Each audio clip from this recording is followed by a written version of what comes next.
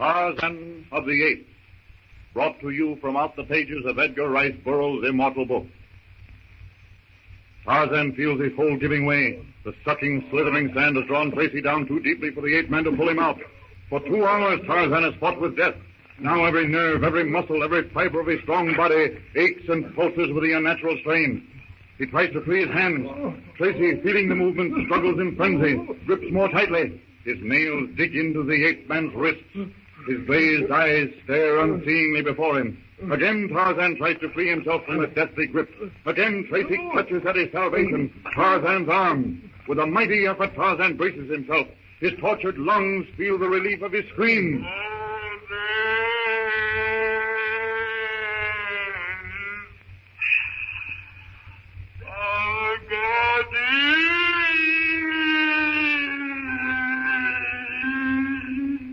The shock hits Tracy like a blow. His fingers relax. Clutch again, open and close convulsively, claw-like. They grasp empty air. Tarzan has freed himself. Gasping, he throws himself on the sand. His breath comes painfully. The blood throbs in his temples. Tarzan pulls himself painfully to his knees. Tracy is almost up to his armpits in the sand. Every futile movement draws him deeper, holds him more securely in the treacherous sand. With foam-flecked mouth and bloodshot eyes, writhing like a maniac, Tracy clutches at Tarzan as the ape-man staggers to his feet.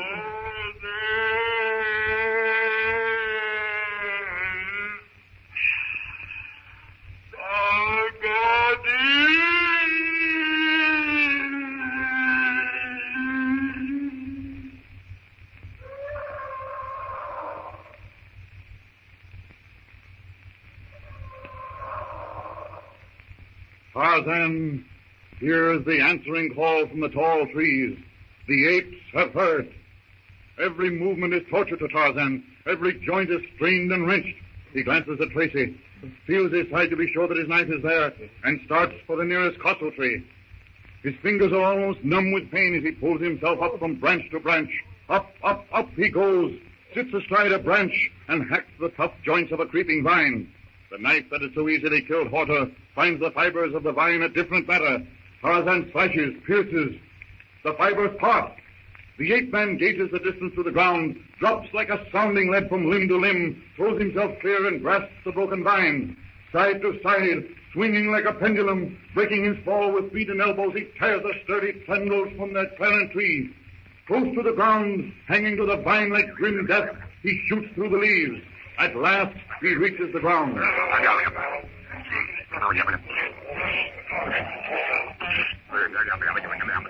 Tarzan points to the vines, then to the quicksands. The smaller apes bound forward. The older take their time. Tarzan leads them to the quicksands. Quickly he passes one end of the vine under Tracy's armpits, throws himself on the ground, reaches out, pulls the vine around Tracy's chest. Tracy's clutching fingers try to grasp Tarzan, but the ape-man twists to one side. Tarzan points to the free end of the vine, pulls frantically. The ape swallows suit. Tracy yells in agony as the vine bites into his chest. The apes, scattering among themselves, pay no attention to the man. Join in Tarzan's new game. The vine stretches, creaks.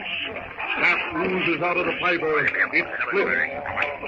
A horrible sucking sound from the quicksand. Tracy struggles. His feet move.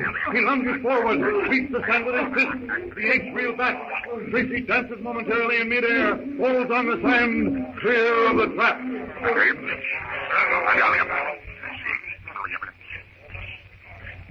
Meanwhile, aboard the steamer, Snipes, hearing the hammering in the hold, has gone to find Yonk, and Clayton works desperately to loosen the last remaining bolt.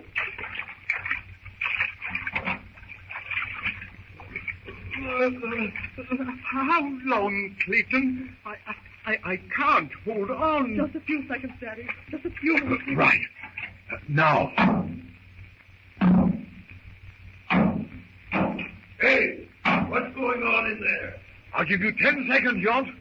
One more blow of the hammer, and the water goes to the boilers. Quick, then, to the boiler room, and set the valve to the hole. Not very likely, Leon. Over the side for me, it is. That's right, Ben. It's too late. The water's over the pipe now. One blow from the hammer, and we all go together. Come on, Knight. Jan, keep the slow on the takeoff. If he door, the water will rush out.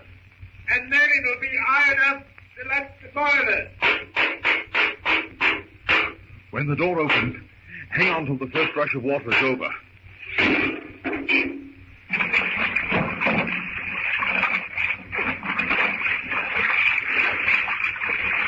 Porter! Yes? Get a gun first thing. Stick it in your rib. All right. Well, Yont. No, don't move. Professor Porter has an automatic pressed in the small of your back. Now, Miss Porter, are you all right? Well, yes, I think I am. Yes, I'm all right. I am a man of peace, but at the present moment I feel almost tempted to press this trigger. Oh, you can't do that. Why kill a man in cold blood? Oh, by Jove. I say, what a crust. Here you jolly well tried to drown us. I think I promised to kill you. Now, if one of you makes a move, Yont dies. Now, Yont, I'll let you live. On one condition. Anything. If the professor here will quit shaking that gun in my back. Not for a while, Yont. Not for some little time yet. Miss Porter. Yes. Take Snipe's gun. He won't mind.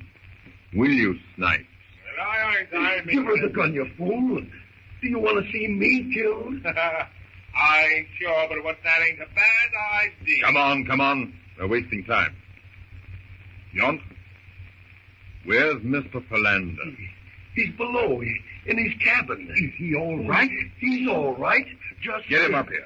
Yes, sir. And Yont, Yes, sir. get a boat ready. That's it, mate. Fill the boat for them. I'll turn them free. You'll do as you're told, Yont, or the professor's finger will itch and... Anything you say, Mr. Clayton, anything. Miss Porter, Yes. will you go below, get all your things that you can carry, and stow them in the boat? Yes. Now, Yont, I want water, provisions, clothes, a good compass, rope, matches, firearms and ammunition. Yes, sir. And Yont, Yes, sir. rockets. And be sure they're good ones. White, red, green. Yes, sir. Yes. And Yont, Yes, sir. not only pistols, but 4 rifles. Now, Yont, order your rats. So late there, mate. You heard the gentleman's orders.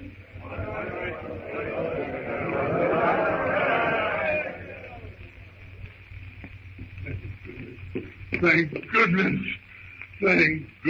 Well, Tinny Philander, what have you been doing?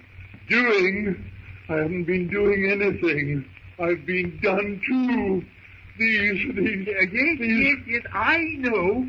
We haven't been able to think of a good name for them either. Don't you move, Yont, or I'll shoot. They locked me in the cabin, accused me of hiding some map or something, threatened me with some very refined methods of torture. No, I think this is all. Why, hello, Mr. Philander. Why, hello, Jane. You brought our hunting clothes, eh? That's the thing. And all the spare shoes. We might be able to make some dresses and kilts out of grass, but I like shoes. I'll relieve you of the gun, Porter. If you'll go below and get some razors I and didn't allow... forget them. I went to your cabin, Cecil, and brought your kit. Oh, good girl. And now I think that What's we have... going on here? That's right, Tinny. While you were loafing... Now, you listen to me, Professor Archimedes Q. Porter. If it's going to be trouble... in the boat, Mr. Clayton. Fine. Now, Yont, I'll hold this gun on you till Miss Porter, the professor, and Mr. Philander are in the boat. Then the professor will keep you covered till I get aboard. How's that? But, sir... Doesn't suit you, eh? Well, we'll row away a few hundred feet, and then you can get out. But, sir, that ain't right, sir. What's the matter? Can't you swim? No, sir. I'm the shark, sir. Well, that's too bad. Swing out the boat.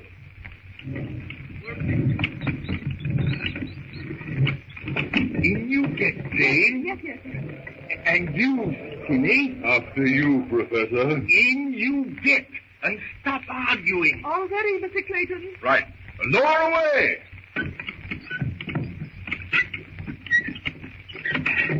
Now, Yont, Your neck. I won't. In, I say. I'll go. I'll go. Blooming coward. Don't shoot. Don't shoot. You I'll go. jolly well bet you'll go. Get down that rope ladder. Lively now. Oh, look out! Hey, what the? Mr. Blasted First Officer Captain Young. This is where we get the drop on you. And all of you. This is how the likes of you was meant to be a skipper. I'll show ya.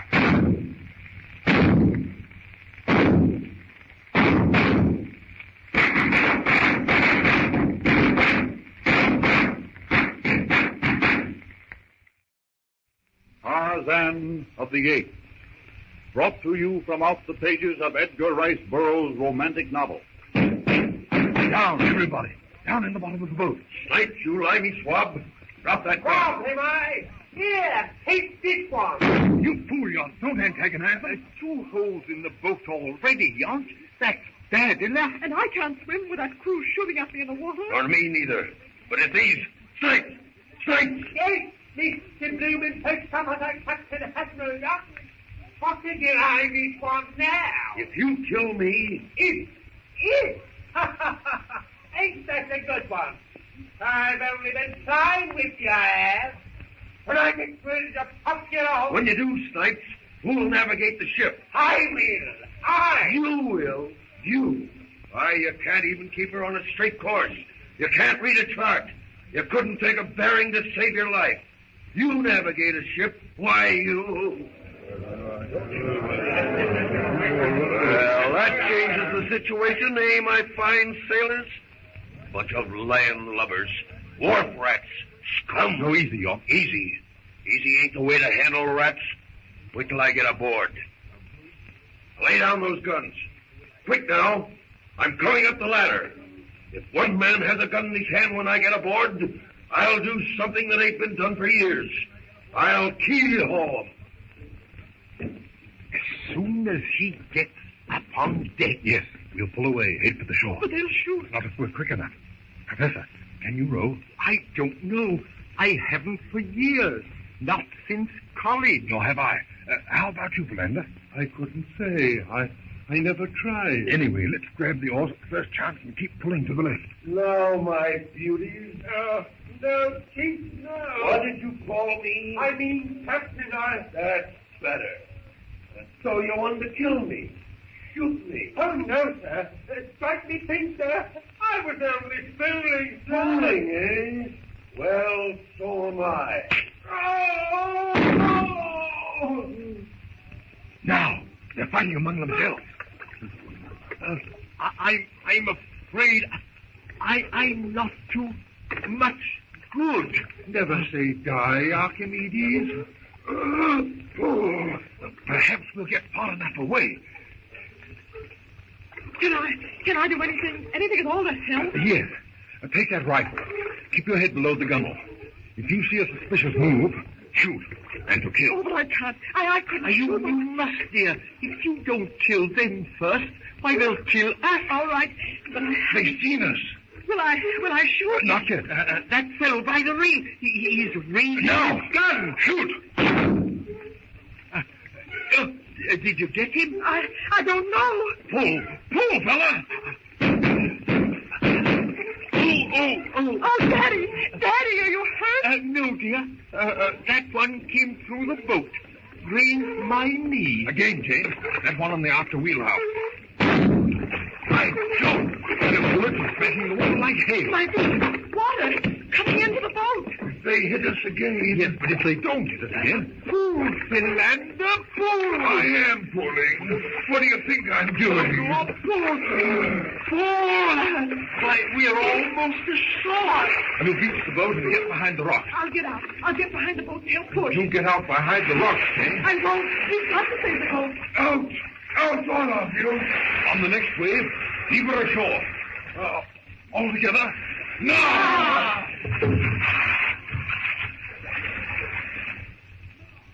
Meanwhile, on the beach, we come on Tarzan, the apes, Tracy. The last wrench pulls Tracy clear of the quicksands, throws the apes back. Tarzan leaps to his feet, springs to Tracy's side.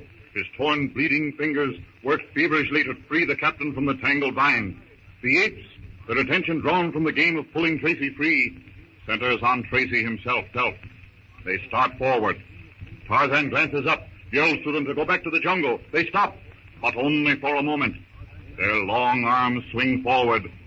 Closer, closer, closer yet they come.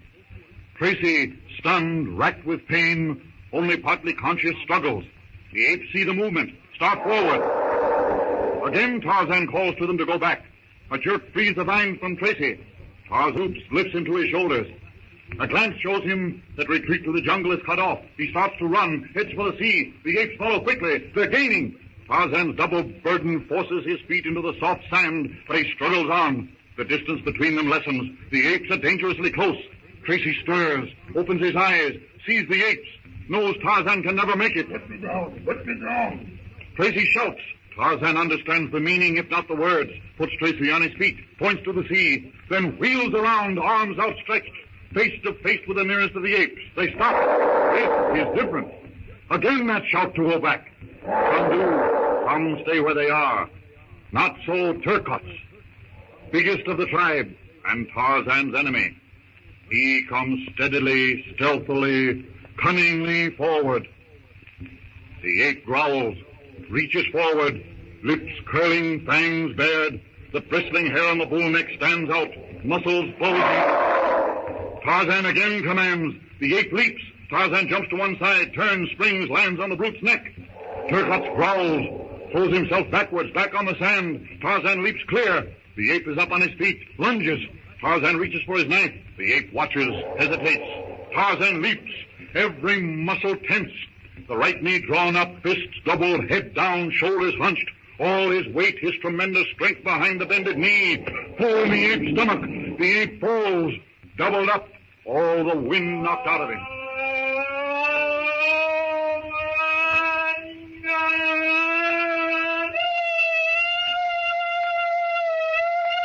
Tarzan yells his triumph, bounds away, up the shore he goes. He springs into the lower branches of a silver tree. Hand over hand he climbs up into the higher jungle terrace. A glance through the foliage shows him Tracy, well on his way, swimming to the steamer. He fills his lungs with a sigh of satisfaction. Good to be back in the treetops again. The raucous screeching of unseen pirates in the tangled branches overhead is music to him. He lifts himself clear of a brilliant emerald whipsnake dozing in a patch of golden sunlight, drops to the trail again, and swings into the well-worn path through the matted labyrinth of jungle green. With the shot, the jungle noises stop.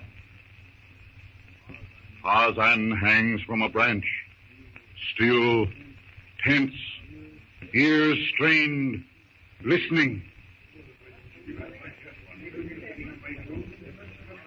Tarzan's heart beats fast. The sounds come from the hut, his hut. Anger seizes him.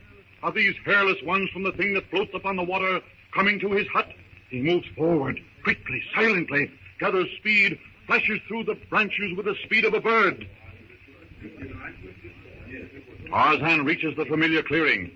Below is the hut, his hut. He glances toward the beach, sees Jane, her father, Clayton, and Philander headed in the direction of the hut. Don't get so far ahead of us. Then why don't you come on, all of you? He drops silently, swiftly, cautiously through the branches, lifts the latch on the door, opens it, and enters. Standing in the semi-gloom, lightened only by the darting rays of sunlight as they filter through the lacy leaves, thoughts, feelings, inexpressible longings surge up in him. He glances at the bare wall, the rude cupboard, the rough-hewn table. Emotion, tumultuous. The primitive sense of possession stirs in his breast. The door with its latch has always been a barrier against the beasts of the jungle, but against M-E-N. He runs his hand across the rough, uneven planking of the table. Days, weeks, months he has sat there, laboring over that primer, with its childish pictures of a M-A-N and an A-P-E. Here, with stubby pencil and yellowed paper, he had laboriously struggled with those bugs as he thought of the alphabet, putting into words the things he couldn't say. He had taught himself that he was a M-A-N, not an A-P-E. In this hut, he had found that intangible, that instinctive something that made him different from the apes. That indefinable quality, breeding. And now, again he glanced about. Was he to lose it all? Tarzan hears the voices. He goes to the window. Like a blow, the realization that his hut, his home, is to be invaded, drives him to sudden action. Taking a pencil and paper from the shelf, he prints a message. And then, remembering the little shiny thing on the silver chain, he takes the locket containing Lord and Lady Greystoke's pictures, hangs the chain about his neck, and lifting the paper with its message, opens the door quietly, fixes the message to it with a pointed stick, and leaves the hut.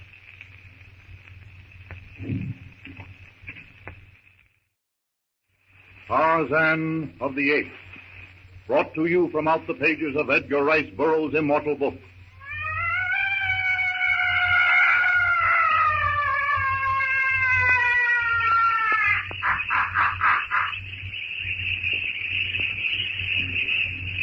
The jungle is uneasy.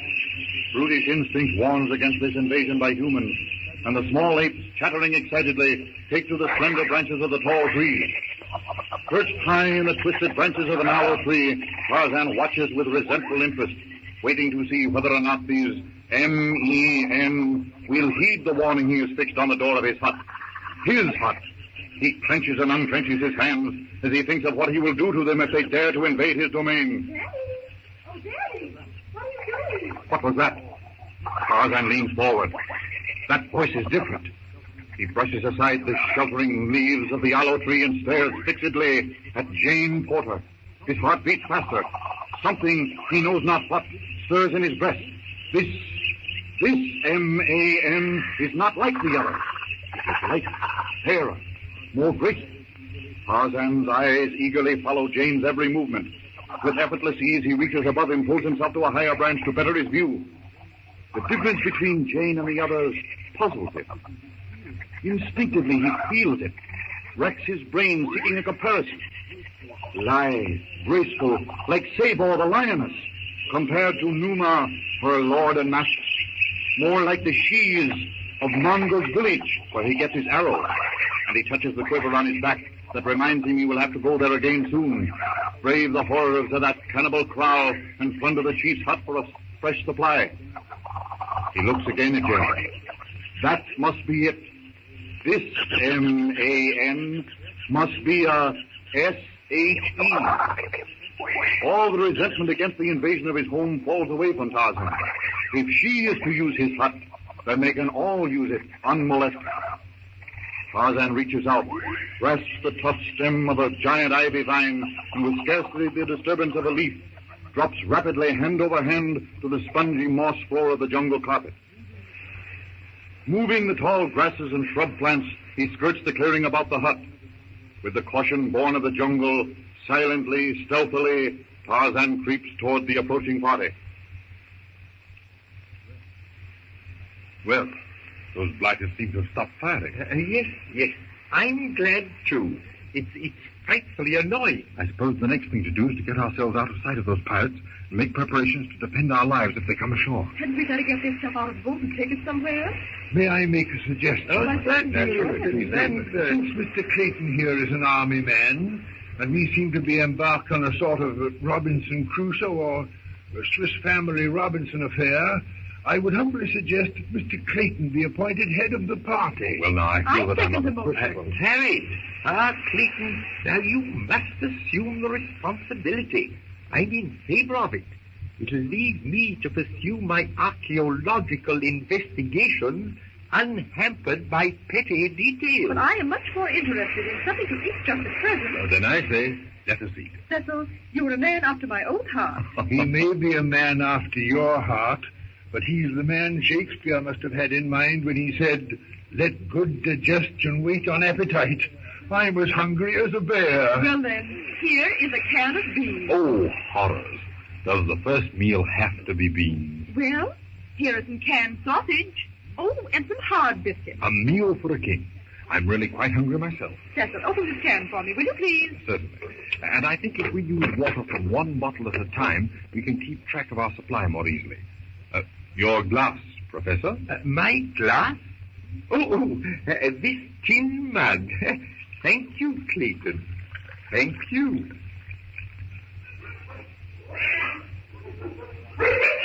What was that? Well, I don't know. It might be anything. Move sticks.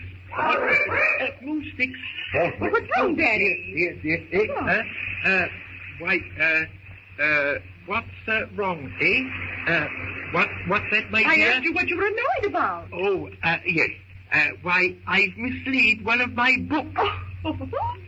Well, Daddy, we have just escaped with our lives. Here we are, stranded on the west coast of Africa, and you're worried about a book. But it's a very fine book, my dear. One by Professor... Oh, now, I can't for the life of me remember the man's name. But it's about... let me see now. What is it about? Well, I don't recall the title, but its subject matter is of undeniable interest. Well, Professor, it will soon be dark. I think we ought to see about getting some sort of a shelter ready for the night. I don't like to build a fire so close to the jungle, but at the same time, we have to think about wild animals. Wouldn't we be safe on the beach? I don't like the idea of being within gunshot of those pirates. There now. That's the sort of thing I like. By the way, where's Philander? He wandered up shore. He could look out for himself. I hope. Don't be too sure about Philander. He is as helpless as a child. Why, the number of times I've had to look out for him. He's a regular old fossil sometimes. Hey! What's the matter? There have been people here before us. Just like Philander. Of course there have. Hadn't I told you that the theory of the land of the two rivers being the cradle of civilization is erroneous? Haven't I always maintained that here in Africa lived the prehistoric man? Listen to me, Professor Archimedes Q. Porter. I'm not talking about prehistoric man. I'm talking about a hut. A hut? Why, that's amazing. How could it... Well, someone must... Look, here it is. Years ago, this must have been quite a clearing. Say, there's a notice on the door. This solves our difficulties for the night, anyway. What does the notice say? Don't touch it, Philander. It may prove to be a very valuable document. It is a very valuable warning if it's true. Listen. This is the home of Tarzan, the killer of many beasts. Do not harm the things that are Tarzan's. Tarzan watches, and it's signed Tarzan of the Apes. But what can it mean? I don't know, but it's obviously many years since the cabin was built. But that warning is recent. See, it is not even faded. Why, Professor, the paper's yellowed with age. Bother the paper, the writing. I mean the printing is fresh. There doesn't seem to be anybody inside. Then I suggest that we all take possession. I agree, Professor. In just a few minutes it will be dark. We ought to get as much of our gear up from the boat as possible. Oh, I'm so thrilled. Let's go in.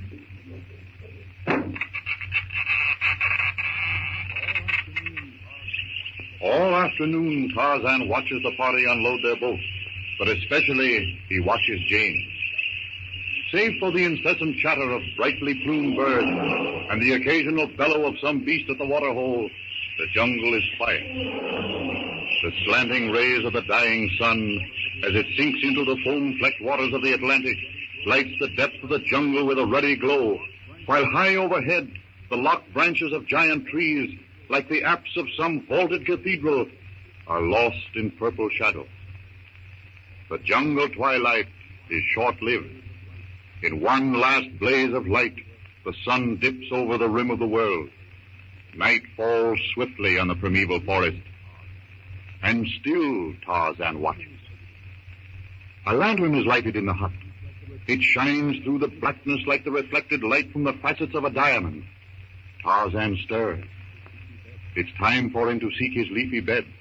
But interest in Jane is stronger than the wooing of sleep. He rises to his feet. His bronze body melts into the friendly shadows as he moves noiselessly toward the hut. But what of Yount and his rascally crew of cutthroats? What of Tracy, who has finally reached the ship with a map of the hidden treasure? Yount has ordered out a boat, loaded it with picks and shovels, and with the map clutched in his grasping fingers, has brought his gang of ruffians ashore. According to this map, we go 150 paces north from this rock, then 50 paces east, then 15 paces south, and she should be there. Don't say how many feet down, though. The only way to find that out is to dig. So get busy. Who are you ordering of? Oh, ain't you gonna do no digging? I'll have you understand, Snipes. I'm captain here. Listen to him, Mike. Captain. And what about Tracy? Ain't he? He's only alive because I need a navigating officer. But if he tries any monkey business, it'll be curtains for him. And it'll be the same for any man that tries any monkey business with Captain Yount. Now, come on now. Show some speed. Get digging. Oh, you ain't going to take a shovel, eh? No, you limey swab. All right, then. If you won't take a shovel, you'll take a pickaxe.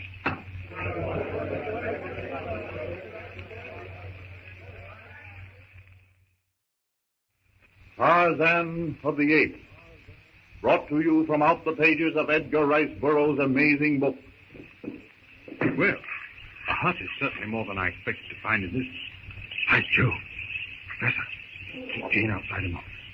What's the matter? Skeleton. What are you two whispering about? Oh, nothing, my dear. Just a moment. You see, Jane, that is... in simple language, my dear, the previous inhabitants of this hut, poor souls, evidently met their end together, with the inevitable result that... That their bodies are still here? Oh, no. It must have been years ago. Then what you are trying to say is that there are two skeletons and... 3, to be precise. There's a baby in this crib. Oh, how terrible. Oh, the poor thing. To think of them all alone. Well, now, don't be upset. It happened a long time ago. You just sit down outside. It'll only take a few minutes. I'm not squeamish. Not after our experiences of the past few days. All right. You can put things in order. If that is, if you don't mind. Just put them where you want them. I understand. Get ready to set up housekeeping in our new home. That's the idea. As long as you can see the humorous side of things, well, I'll have no fear. Ah, Philander. Yes? What? Your attention and your advice. Delighted. Take a look at this baby skeleton. Ah. Extremely short tibia and elongated radius. A skull, Philander. Don't be so obtuse. And I see decidedly anthropoidal characteristics. Amazing. You don't suppose... Hey, will you come here? Where do you want your mussy old book? Coming, my dear. Say nothing to the others, Philander. We don't want... All right. Now, what is it, dear? You said something about books. Yes, here they are. Where do you want me to put them? Oh, yes. I think this cupboard is as good a place as any. Well, that's where I'm going to put the canned goods, and I don't... Well, my dear, I don't think either the canned goods or the books will suffer if they are placed together. Does anyone know where that pressure lamp was put? It's getting dark. While we haven't an inexhaustible supply of fuel, still we might as well use it tonight. I think, in fact, I'm sure, it's in the same box as the canned sausage. At least that'd account for the remarkably strange taste of the sausage. Well, apparently you're right. Here it is. Oh, that's much better. Well, it's certainly going to be a treat to sleep for once in something like a house again. And, Cecil, I'd feel much safer with the door closed. Go. Tarzan swings himself leisurely along the upper jungle terrace. A pale moon sends streaks of shimmering silver across the waters of the bay. The swaying trees cut fantastic shadows on the spongy moss 100 feet below. Though Tarzan's body moves leisurely, his mind races. He's watched Clayton and the party unload their boat and move their gear to his, Tarzan's hut.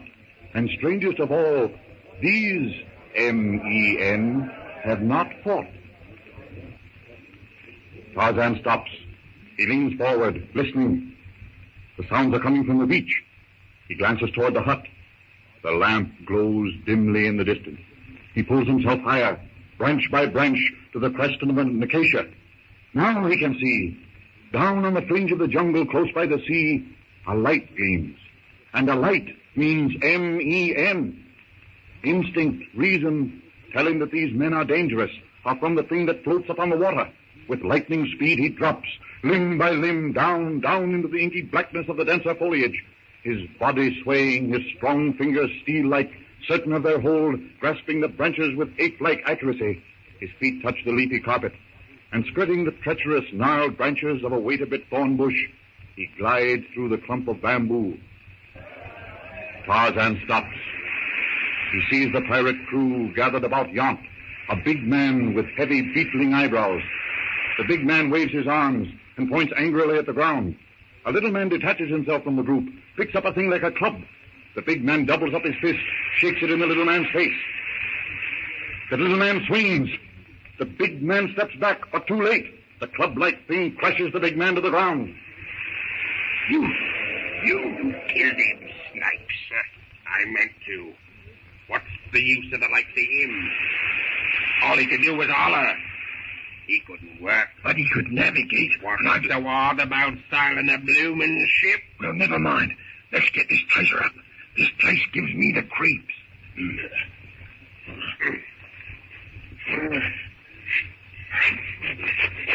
Bloomin' hard ground. Awful what I said. Snipes, look there, through the trees. There's a light. Strike me pink if it ain't.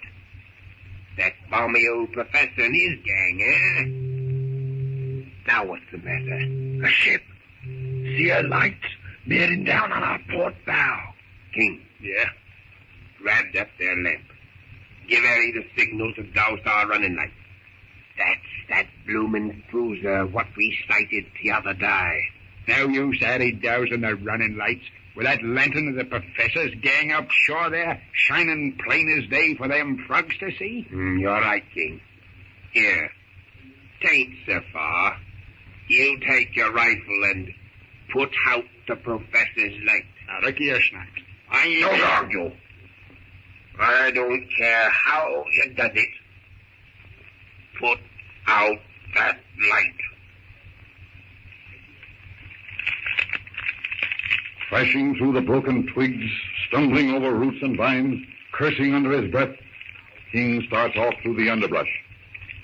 Tarzan follows. The ape-man doesn't understand the words, but the meaning is that S-H-E is in danger. Swiftly Tarzan swings his lithe body along from tree to tree with scarcely the rippling of a leaf. He makes no sound that would betray his presence to the stumbling, cursing man below.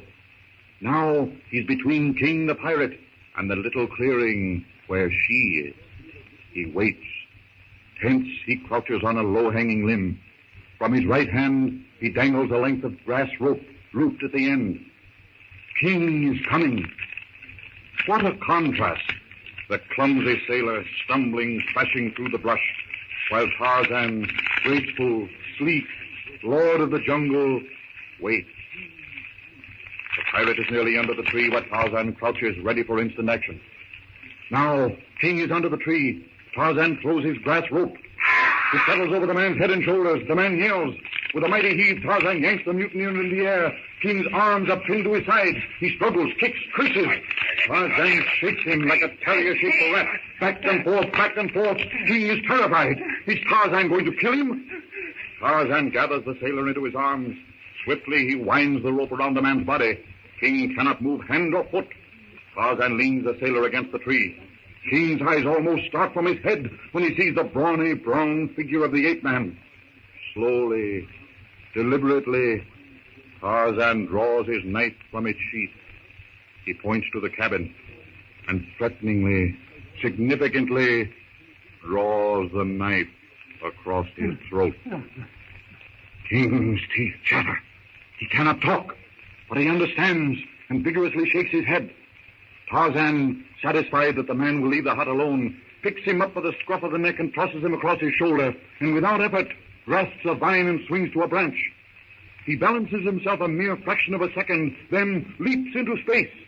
To miss either footing or grip means that two bodies will go hurtling down through the crashing branches to certain death 100 feet below. But with a skill surpassing that of the great apes, his practiced hand and sure foot carry him branch after branch, vine after vine, soundlessly, swiftly, closer and closer to the pirate. He stops.